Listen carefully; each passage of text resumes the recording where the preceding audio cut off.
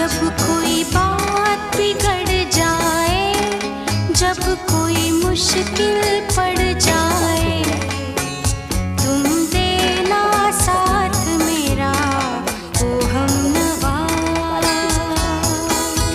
न कोई है न कोई था जिंदगी में तुम्हारे सिवा, तुम देना साथ मेरा ओ हमनवा।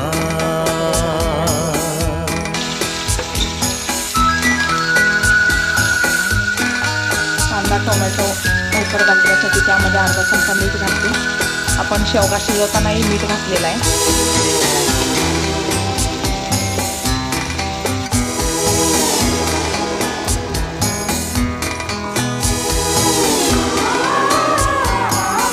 सर्व मिक्स करून घेते.